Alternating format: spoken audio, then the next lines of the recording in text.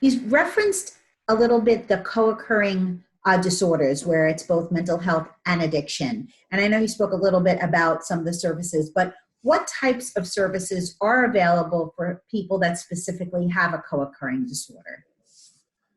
Well, like we said, individual therapy, sometimes you need a specific therapist trained in a certain modality or a certain, who has an expertise in an area like trauma, um, or being an abuse victim, or a certain disorder, and also being able to access to psychiatrists and APNs who can prescribe, who are basically the equivalent of psychiatrists. So having that medication option, and also having medication assisted treatment, which is medication specific for substance use, drugs like buprenorphine, which is commonly known as Suboxone, which can help people with cravings and withdrawal.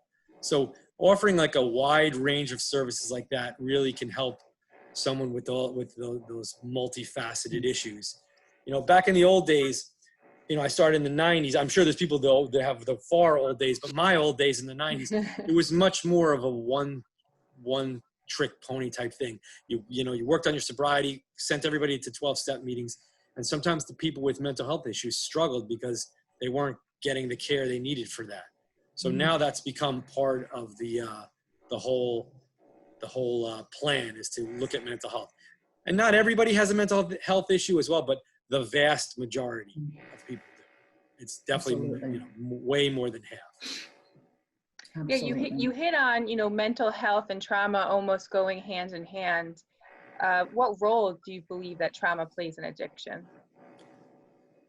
Yeah, well, trauma is different for every person. It's a very hard to define thing. So trauma is a very individualized experience. You can see that you can have a family go through a really, really horrible situation. Let's say addicted parents and poverty, and 3 siblings from the same family might have 3 completely different experiences. And there's so many factors that play into it: biological factors, resilience, and so one person's experience might be a total different. And so even something like being bullied, one person could laugh at their bullying. Oh, I bullied, and I remember those days, and it's an uncomfortable memory, but it doesn't impact them now. And then there's some people who are still reliving the shame, the hurt that came with the bullying. So trauma is a very personalized experience. So you have to really get into that person's world and see how they are impacted by their experiences. But we're finding it's very common. People use drugs and for years and years and years, and they don't know why they keep going back. It's because they're running from something. Sometimes some of the pain of sobriety, when they're not using, they remember whatever it is, that sexual abuse, that traumatic physical abuse, whatever it might be, that those memories might be getting dulled by getting high every day.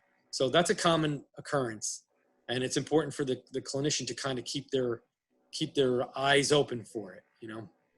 What about, on the other end, what about those that are suffering from physical pain, whether it be, from an injury or someone who had surgery, and they're using drugs or alcohol to mask that pain? What types of services, or how can this be addressed through treatment? Yeah, that's good questions. That's a very complicated issue as well. Probably even, I don't want to say more complicated than trauma, but it can be very difficult and challenging because it's hard. Pain is also a very subjective experience. So it's hard for someone to say, hey, you can't take those pain pills anymore. You got to grin and bear it. There are some people, they'll bring in their MRIs and their spine is it looks like a pretzel, and they are dying in pain. So sometimes you have to find a happy medium. Don't get me wrong. There are people who are just abusing pain medicine and they become addicted and they think they need it, and they get off and they go, wow, I'm fine. I didn't realize it. I was just, dope sick when I stopped my pain pills. I wasn't really in pain anymore. But there are also many people who are legitimately in pain. They have legitimate injuries. So again, and not to be a broken record, but that person-centered viewpoint, dealing with each person on their circumstances, finding the right doctor, the right medical treatment, physical therapy. You can work around a lot of those situations, but you got to be creative, and you got to be willing to work together with the client to come up with a solution that works. but it does work. But it's a challenge. It's a challenge, especially people with really serious. You get some people that their life is very, very difficult with the pain they're experiencing.